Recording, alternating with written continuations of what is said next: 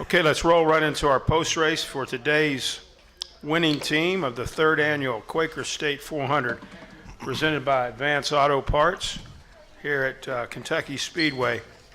And our race winner is Matt Kenseth. He drove the number 20. Congratulations, my man. Number $20 General Toyota for Joe Gibbs Racing. And he's joined up here by team owner, Coach Joe Gibbs, crew chief Jason Ratcliffe. This is Matt's 28th win in the NASCAR Sprint Cup Series, his 4th win in 2013. And this makes him the winningest driver in our series for this season, which is all important as we head down towards the chase.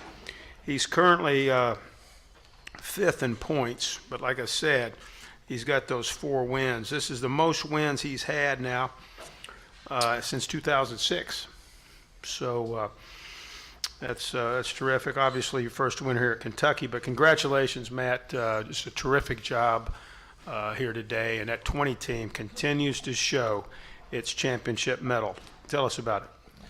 Yeah, thanks. It'll be a long answer to tell you about the whole race, but we had a kind of a struggle on Friday. Just couldn't really get it to drive like I liked, and we qualified 16th, and that was about the best we could do. And I don't know how he does it, but Jason worked his magic and dropped the green today, and we had a pretty competitive car. After 3 or 4 adjustments, I thought we had at least a 2nd to a 5th place car, something like that. So our car was pretty good. We moved back a couple times. We're still able to move back toward the front.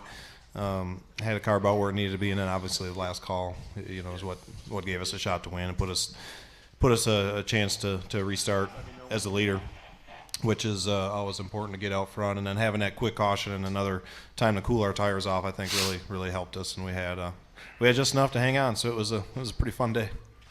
Very good. And crew chief Jason Ratcliffe, talk about this 20 team.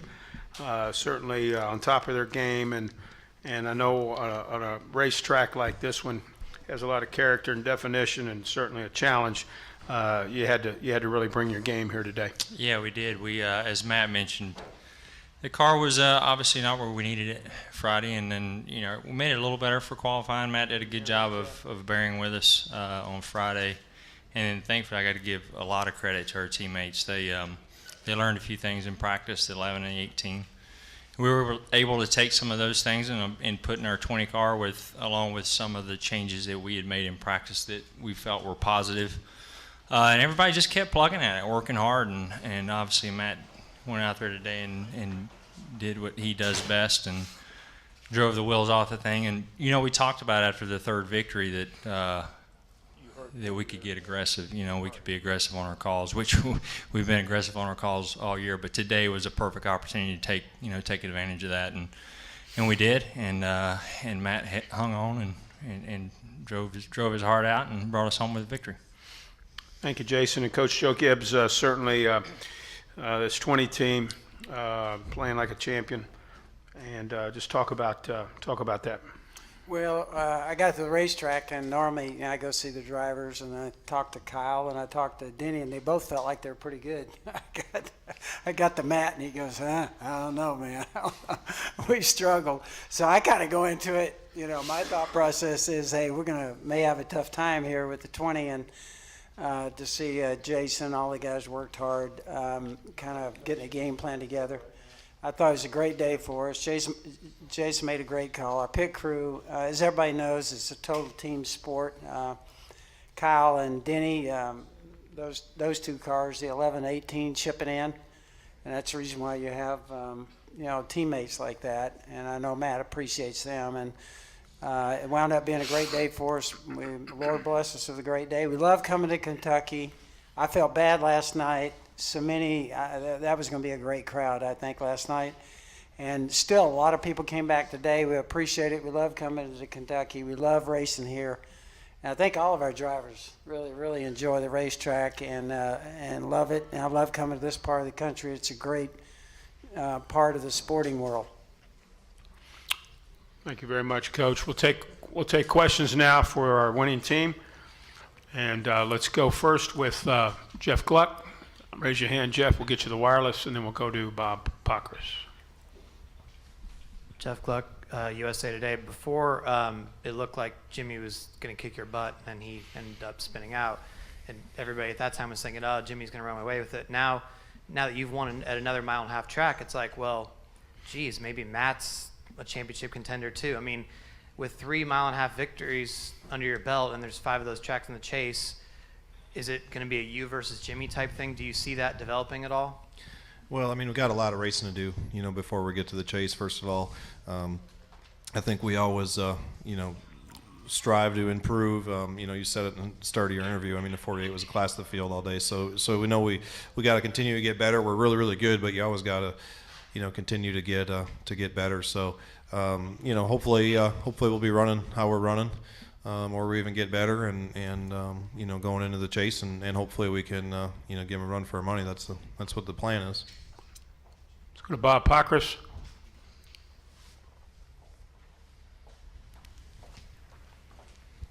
Bob Hocker, Sporting News. Matt, Jimmy said after the race that he thought that you didn't keep pace car speed prior to that restart there when I guess it was the next to last restart. What was your view of the restart, and knowing that he was caught for jumping a restart, are you able to kind of play games with a guy is kind of overly or more maybe cautious in that situation?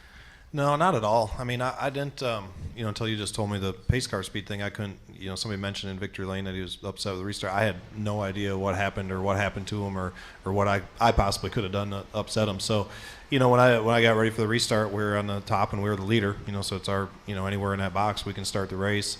And when the pace car peeled off, I felt like I went the same pace. Now, I didn't check my tack when the pace car went off and went exactly the same pace, but I think you can look through data and see I didn't slow down. So really at that point, you try to watch the guy inside you to make sure he doesn't lay back and try to get a run at you, and try to keep him right by my door. And when I got to the box, I went, and from there, I don't really know, what happened. There was certainly, I certainly didn't feel like I did anything wrong from where I was, but after dominating all day and then you have a problem at the end, it's always, I imagine it's frustrating. We've been there too.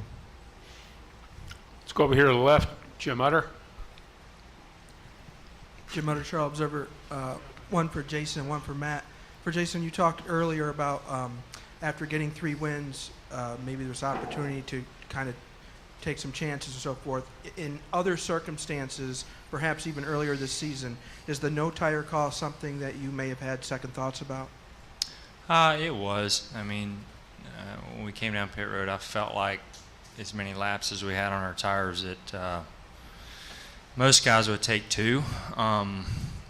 But you have to think that there's a lot of smart people in this sport, a lot of smart guys sitting on the pit box, and they know how aggressive you have to be to win one of these. It's so competitive. So I felt like more guys would make that call, and so I thought it was worth a shot. We get out there. I felt like definitely we would be at a disadvantage. However, we did have the newest left side tires on, the 48. A lot of them didn't take lefts when we did the stop before. So, I felt like more guys. And actually, when we rolled off pit road and I saw what everybody did, I looked to the guy beside me and I'm like, I can't believe we're the only one that did that. But anyway, it didn't matter at that point. But obviously, and when we put tires on all that, I felt like our restarts were a little sluggish. On low air pressures, I felt like we could take off good. And if we could get far enough out there, the clean air was maybe enough to even it out. And Matt, just when you lined up, regardless of what happened to Jimmy Johnson after the restart, what were your thoughts just starting with knowing that you had no new tires compared to everybody else? Well, I mean, Jason said he thought more people were going to take no tires. I didn't think anybody else. I didn't think anybody was going to take no tires. So when we rolled off, I mean, I told him right away. First of all, I thought at the time in my head we had about a 5% chance of winning. If something didn't happen to the 48. But if we would have got 2 tires and came out behind the 48, unless he broke, I thought we had almost a 0% chance of winning. So I thought, when you look at it like that, it was a great call. Circumstances helped a little bit to have the quick restarts, so everybody scuffed their rights, and then we had another caution, and that gave us some time to cool our tires back down. It definitely got rolling faster. on that second restart. So, I mean, obviously, you look back right now, it's a great call. It was the only one that gave us a chance to win the race. I didn't think if we did what they did and restarted second, third, fourth, or fifth, we really had a chance to win the race, barring a problem with the 48. Let's go to Tim Sullivan right here, the hat, and then we'll go to Reed, and then Bob. Tim Sullivan, Courier-Journal. Matt, when you have a car that is not, in your mind, the class of the field, is it more satisfying to win? Do you derive any different pleasure from this than on a day you dominate?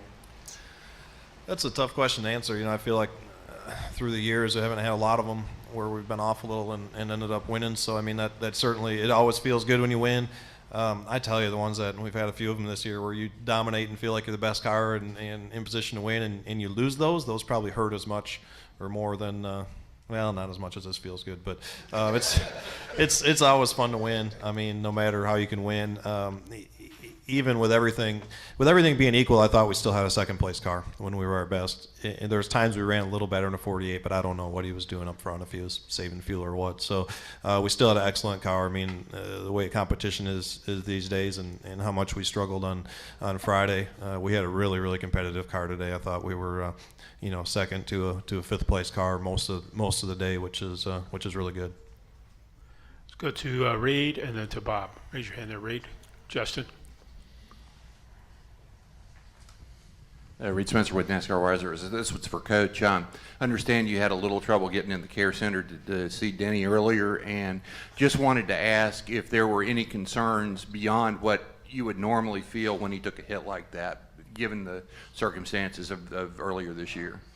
Yeah, I think our cars are so safe, and to show you, in 22 years, we've only had one person miss a race, and that was Denny when he had the problem earlier this year. So, be quite truthful, I didn't see it, so I was just going back, and I didn't realize he hit that hard. And so when I got back there, he had his complaints were, he said, "Man, I got a headache like you wouldn't believe," and he banged his knee on the inside. And then we went to the care center, and he right away he said, "I start feeling better and better and better." So they feel good about it. Tomorrow we're gonna test in Indy. They called the doctor over there. He's gonna take a look at him before he gets in the car. But I think we're in good shape there.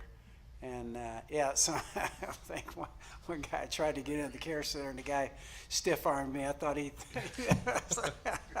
thought I was gonna have a problem there, but. Thank goodness there was no fight, because he would have been the favorite. You mean you thought he was going to have a problem? We wouldn't have let that happen. Other questions, Jeff? I'm sorry, Bob, and then Jeff, and then Gary. Bob Parker, Sporting News. Joe, kind of in that same topic, I mean, is there any part of you that if Denny doesn't get in the chase, that would want him to just kind of shut it down for the rest of the year, or do you feel like he's healthy? No, I think, that would always be up to Denny if there was some reason. But I think Denny, he's had the one back issue. He's kind of had that for a long time. And I think he's kind of used to dealing with that. He said today, "My back feels fine." And so I don't see any reason. I think Denny wants to stay after it. I think we got a chance to get some wins for FedEx. And who knows what's going to happen. Who knows? We could get hot. I know he'll be the favorite that several of these racetracks that we got down the stretch over these next 9 weeks, and who knows, maybe a miracle in there. And I think you can't have a great comeback unless you're behind. So we'll just go after it and do the best we can. I think Denny feels that way too. I think he was fired up for today. I felt like he was going to get after it today. So he's got a good attitude, and we'll keep swinging. Go ahead, Jeff. Matt, I was just wondering. I was just wondering how it was to see your little girls in victory lane. I guess probably the last time you were winning this often, they weren't even born yet. And here they are in victory lane. You're getting to share all these moments with them, and they're old enough to maybe appreciate that. What's that like for you, and to see them, the joy on their face or whatever it may be? Yeah, it's fun. I don't think they totally get it. I know for sure they don't realize how hard it is. So it's fun. I mean, whenever you can share successes or failures with your family, it's more special. So I'm really thankful they get to travel with us. I wish Ross could come to some more of the races and enjoy it with us, as well. But it's fun to have them here. We're real fortunate. They get to travel with us, and we get to stay together on the weekends, and we get to spend a lot of time together. A lot of people are under the impression that when we race and we're gone all the time, you don't get to see your family as much. But we probably spend more time together than a typical family where the dad works 9 to 5. So I'm real fortunate to get to spend a lot of time with them, especially when they're young and growing up. It's a lot of fun. Ross did send you a tweet today. Great job by Pops today, by the way. That was sweet. Go ahead, Bob. Pops. That's your new name, Pops. I got one for you today too, buddy. No. I just didn't tell you yet. Okay, this subject is over. Go ahead, Bob. Matt, this is kind of the year anniversary of your decision, and I was curious, last year, was this week a fun week for you, or was it a kind of a miserable week for you? And do you see any irony in the fact that you kind of won here and the year after making the decision to go? No, it hasn't turned out real bad, so it's been going pretty good so far. It was sort of an odd situation because we couldn't really talk about it until whenever we talked about it. But they kind of said that I wasn't going to be there anymore. So it was slightly awkward until we got to make our announcement at JGR that what our plans were next year and putting all that together. But by then we had all our stuff done and kind of knew what the plan was. And to be honest with you, I was just focused on what I was doing over there. And you put a little thought into this, but certainly didn't participate in anything or spend a lot of time thinking about it because we had so much of the season left and so many things we wanted to accomplish last year. So it really wasn't, it really wasn't that bad. Everybody was really cool about it. Obviously, by performance at the end of the year, everybody was still working as hard as they could work and giving me the best stuff they could give me. So I don't have any complaints there at all. Let's go to the press box, and then we'll get a few more down here. Press box, question? Yep. Since Kevin Kelly with the Cincinnati Enquirer. This question is for Jason. Jason, you worked at Bruco Motorsports earlier in your career. You've been coming here for a lot of years. What does this victory mean, and how did that experience, or how is your experience at this track, how did it help today? Well, I think it. I tell you, the experience that helped me the most was knowing that if I used some of Dave Rogers' notes, they were going to be right. That guy's won so many races here, and actually kicked my butt several times here. So it's obviously good to have him as a teammate. And as you mentioned, lived close to here, lived in this area for quite some time. This was always a special racetrack, whether we were coming here and testing or racing. And I always felt like we were close here. This was one that was at the top of my list on the Nationwide Series. And always, came up just a little bit short several times with different drivers. So it's special. It's, I told somebody earlier, all wins are special, but to win at Kentucky for me is the highlight of the season so far. Any other questions in the press box?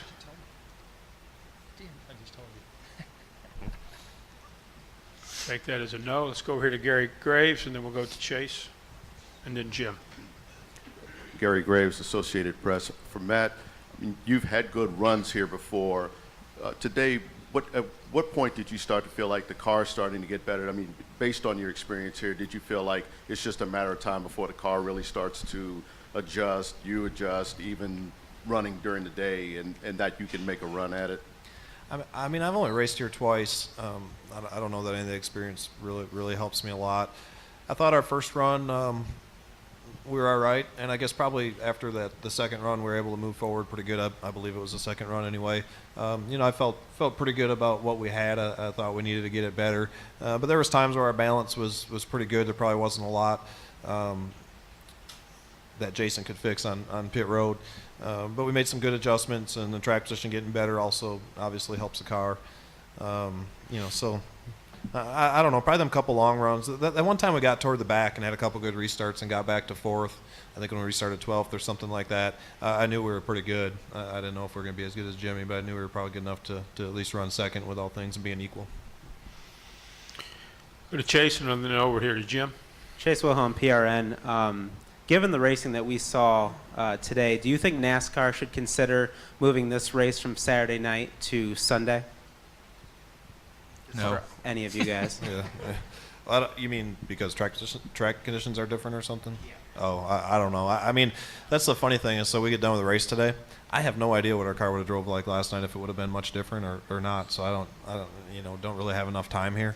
The race today was really enjoyable. It was really slick, bumpy. It was a little slower than it'd be at night, and in my mind that creates more passing and more side-by-side racing and more options for different lanes you could run. So I enjoyed it, obviously, being during the day. Go ahead, Jim, over here to the left.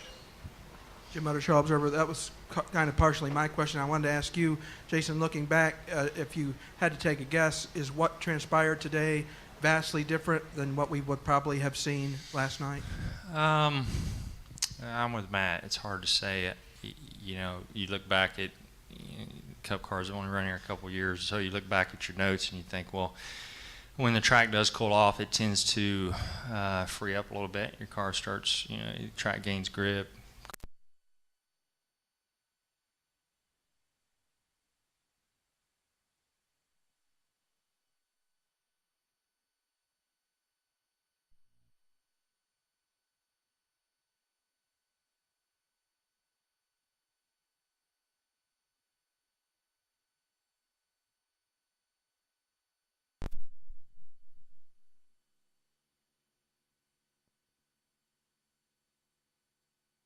Know was I've been to Kentucky enough times to know how those showers can pop up, and they're usually very violent when they do pop up. They'll wash it out in a hurry.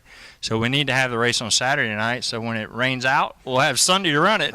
But no, I don't know that, as the track rubbered up today, it started to free up a little bit. I was thinking it was a night thing. Maybe it's not. Maybe it's just the rubber gets down on the racetrack and starts freeing up.